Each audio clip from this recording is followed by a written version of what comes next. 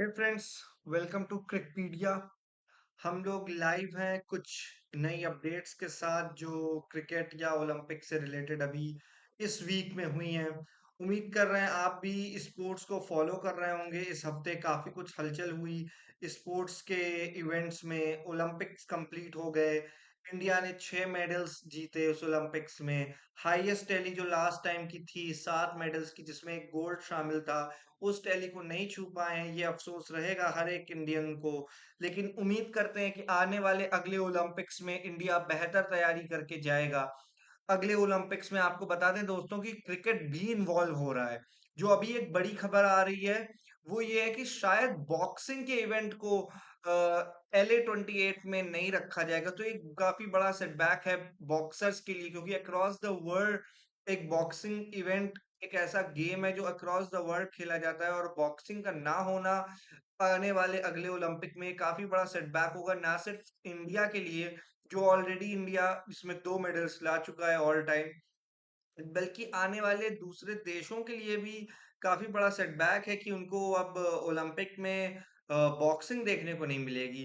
तो शायद Olympic committee को इस डिसीजन पे रिव्यू करना चाहिए, क्योंकि अभी आज से 4 साल शुरू होते हैं अगले ओलंपिक्स के लिए। तो कैसी तैयारी या क्या डिसीजन लेती है ओलंपिक कमेटी, ये देखना होगा। वहीं पे इंडिया काफी तेजी से कोशिश कर रहा है कि 2036 का ओलंपिक्स अगर इंडिया को होस्टिंग राइट्स मिल जाए तो ये काफी बड़ा अचीवमेंट होगा इंडिया के लिए।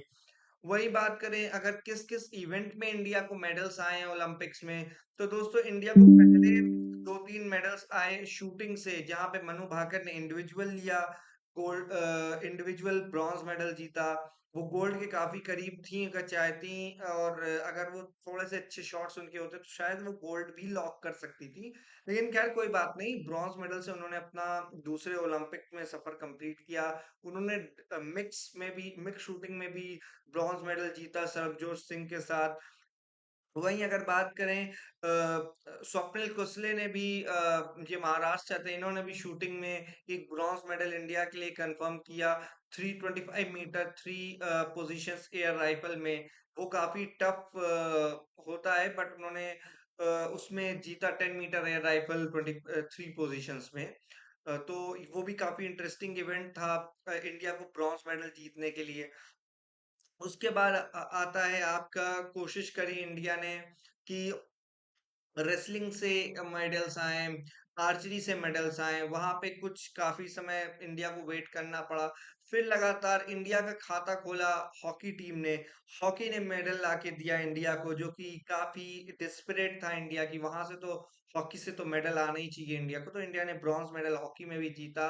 हालांकि हम लोग जर्मनी से 3-2 से सेमीफाइनल हार गए, अदरवाइज हम लोग को ब्रॉन्ज मेडल मैच खेलने का अवसर मिल जाता। खैर चलिए, लेकिन हम काफी अच्छा प्रदर्शन रहा हॉकी टीम का, हम लोग ब्रॉन्ज मेडल वहां पे जीते। फिर उसके बाद हम लोग आगे बढ़े। जब नीरज चोपड़ा का इवेंट आया वहां पे उन्होंने सिल्वर मेडल जीता। अरशद नदीम गोल्ड मेडल ले गए पाकिस्तान के। उन्होंने 92.97 मीटर का एक शानदार ओलंपिक रिकॉर्ड थ्रो किया, जिसकी वजह से नीरज चोपड़ा इस बार अपना गोल्ड मेडल खो बैठे। उनको सिल्वर से ही संतोष करना पड़ा इस बार। उनका भी काफी अच्छा थ्रो था 89.54 मीटर्स का, जो कि काफी अच्छा थ्रो है जेवलिन में। वो अपने पर्सनल बेस्ट के भी काफी करीब पहुंच गए थे। उनका ये थ्रो सीजन बेस्ट था। तो ऐसा नहीं कि नीरज चोपड़ा ने अपनी एफर्ट्स नहीं दिए, काफी अच्छे एफर्ट्स थे। हालांकि उन्होंने ये भी बताया कि वो काफी समय से ग्रोइन इंजरी से भी जूझ रहे हैं, तो वो भी उनके बैक ऑफ द माइंड में चल रहा था कि वो ग्रोइन इंजरी को कैसे हैंडल करते हैं। और उनके 5 अटेम्प्ट्स में 6 अटेम्प्ट्स में से 5 अटेम्प्ट्स फाउल रहे, एक लीगल अटेम्प्ट था जो कि उनका सेकेंड अटेम्प्ट था, और वो ही काफी था उनको मेडल कंफर्म करने के लिए। तो आने वाले समय में नीरज चोपड़ा ने बोला है कि वो अपनी इंजरीज पे वर्क करेंगे। वो कोशिश करेंगे कि इंजरीज बेहतर हों और इम्प्रूव हो के वो अपने पर्सनल बेस्ट को अचीव कर सकें, वो 90 मीटर क्रॉस करें, जो एक बैरियर था उनके लिए, जिसकी वजह से वो इस बार गोल्ड मेडल लॉक नहीं कर पाए इंडिया के लिए। लेकिन आने वाले समय में हम लोग उम्मीद करते हैं कि नीरज चोपड़ा काफी अच्छा प्रदर्शन करेंगे। अगर फिर बात करें तो अमन शेरावत ने एक ब्रॉन्ज मेडल इंडिया के लिए दिलवाया कुश्ती से। तो कुश्ती इस बार जो लग रहा था कि कहीं विनेश फोगाट के जो पूरा समीकरण हुआ, जो इंसिडेंट हुआ विनेश फोगाट का, तो कुश्ती में, रेसलिंग में काफी मायूसी छा गई थी कि कहीं ऐसा ना हो कि इंडिया इस बार मेडल लेस आ जाए रेसलिंग से ओलंपिक में, लेकिन ऐसा नहीं हुआ। इंडिया मेडल लेके आया रेसलिंग से। अमन शेरावत ने इंडिया को ब्रॉन्ज मेडल जिताया सेकेंड लास्ट डे पे ओलंपिक्स में। तो रेसलिंग इस बार मेडल लेके आ रही है, लेकिन अब बॉक्सर्स के लिए क्या होगा, क्योंकि LA 28 में जैसे बोला जा रहा है कि बॉक्सिंग इवेंट हटाया जा रहा है अगले आने वाले ओलंपिक्स में। तो ये काफी बड़ा सेटबैक है और ओलंपिक्स और बॉक्सर्स के लिए कि हम लोग को इवेंट नहीं देखने को मिलेगा बॉक्सिंग का। वहीं अगर बात करें आने वाले अगले ओलंपिक्स की, तो क्रिकेट उसमें से उसमें इंक्लूड हो जाएगा। हम लोग को क्रिकेट एक इवेंट देखने को मिलेगा। अर्ली 90s में क्रिकेट एक बार इंक्लूड हुआ था वहां पे, लेकिन इतना स्कोप नहीं बना पाया, जिसकी वजह से क्रिकेट को फिर ओलंपिक से हटा दिया गया। तो अब एक वापसी हो रही है क्रिकेट की काफी समय बाद। रिकी पॉन्टिंग ने भी बोला है कि वो काफी समय से ये कोशिश कर रहे थे कि कैसे वो क्रिकेट को इन्वॉल्व करवा पाते हैं ओलंपिक्स में। तो आखिरकार उनका वो सपना पूरा हो रहा है। ओलंपिक्स आएगा आने वाले क्रिकेट आएगा आने वाले अगले ओलंपिक्स में। तो देखना होगा कि इंडिया वहां पे अपनी मेन टीम ही भेजता है, या जैसे एशियन गेम्स में इंडिया ने अपने यंगस्टर्स की टीम को भेजा था, तो यंगस्टर्स की ही टीम को वो आगे भेजता। तो ये काफी ट्रिकी होगा बीसीसीआई के लिए भी कि ओलंपिक्स को वो कैसे हैंडल करते हैं आने वाले समय में। अब बात करते हैं, क्रिकेट की ही बात कर रहे हैं तो क्रिकेट पे आते हैं। इंडिया श्रीलंका का टूर खत्म हो गया। इंडिया कुछ बहुत अच्छा प्रदर्शन नहीं कर पाया श्रीलंका में। 27 साल बाद ओडीआई सीरीज हम लोग हार गए श्रीलंका से। गौतम गंभीर के लिए काफी अ, खराब बोलें या एक टेस्टिंग टूर बोलें गौतम गंभीर के लिए, तो ये भी काफी एक आई ओपनर की तरीके काम करेगा गौतम गंभीर की कोचिंग करियर का, क्योंकि उनका अभी जस्ट सेशन शुरू हुआ है राहुल द्रविड़ के जाने के बाद। तो वो कैसे इंडियन क्रिकेट को आगे लेके जाते हैं ये देखना होगा, क्योंकि इंडियन क्रिकेट अब यहाँ से एक मेजर ट्रांजिशन फेज में जाएगा, जहाँ पे रोहित शर्मा, विराट कोहली, मोहम्मद शमी, रविंद्र जडेजा, ये कुछ नाम है जो अब टाइम टाइम करके क्रिकेट को अलविदा कहते जाएंगे, या क्रिकेट के एक एक दो दो फॉर्मेट को अलविदा कहते जाएंगे। ऑलरेडी जडेजा, रोहित शर्मा और विराट कोहली T20 को अलविदा कह चुके हैं। मोहम्मद शमी का भी कह नहीं सकते कि वो T20 में कितने अवेलेबल हैं। वो भी अब मेन उसमें ओडीआई और टेस्ट में ही ज्यादातर अवेलेबल रहते हैं, और वो भी रीगेन कर रहे हैं अपनी फिटनेस को आने वाली बांग्लादेश सीरीज के लिए, जो कि सितंबर 19 से शुरू होने वाली है।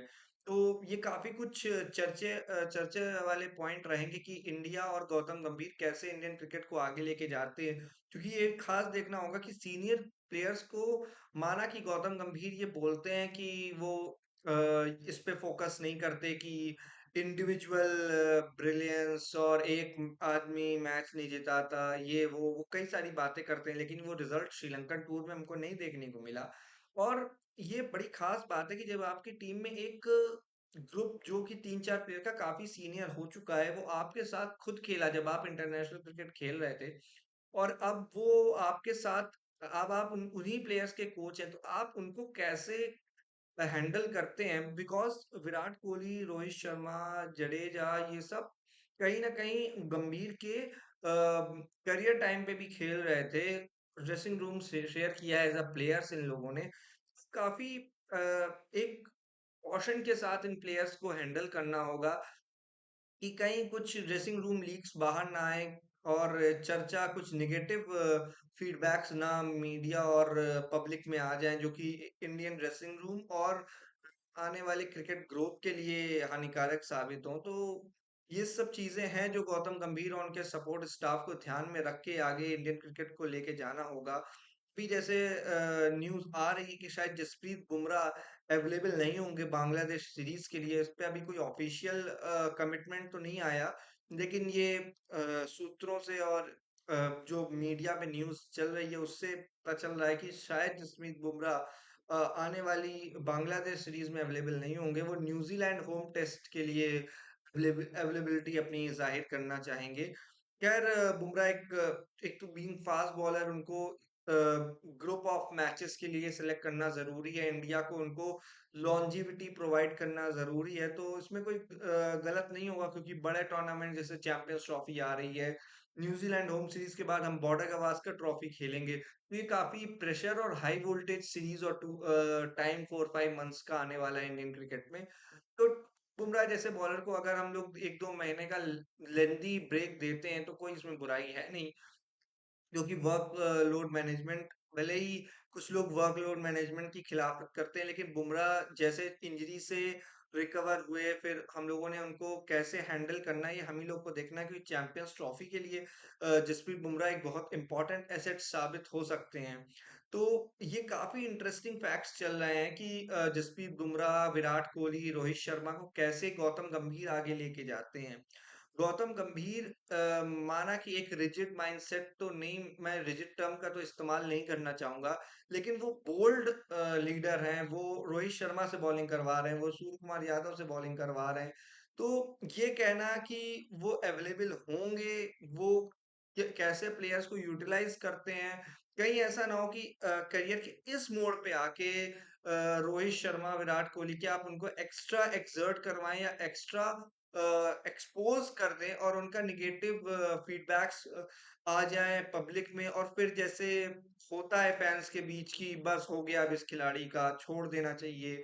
और शॉर्ट मेमोरी की जो प्रॉब्लम है क्रिकेट में और इंडियन फैंस में, तो ये ना हो कि शॉट फेलियर या लीन पैच जरा सा कुछ ड्यूरेशन का आ गया और हम लोग बोलने लगे कि भाई अब इनको तो रिटायरमेंट ले लेना चाहिए। तो ये सब कुछ चीजों से बचा के इन खास खिलाड़ियों को रखना पड़ेगा, क्योंकि ये चीज माइंड में ध्यान रखने में रखनी होगी कि अ, हम लोग के पास अभी इनके परफेक्ट रिप्लेसमेंट आए नहीं है।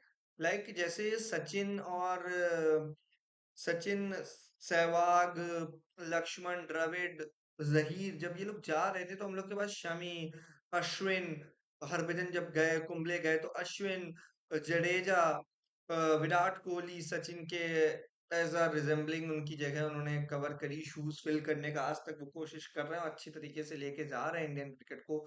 रोहित शर्मा, शिखर धवन ने काफी अच्छा बैकअप और एक अच्छा कमोरेडरी बनाई रोहित शर्मा के साथ ओपनिंग में। और तो ये एक बैकअप्स थे, एम एस धोनी थे मिडिल ऑर्डर में।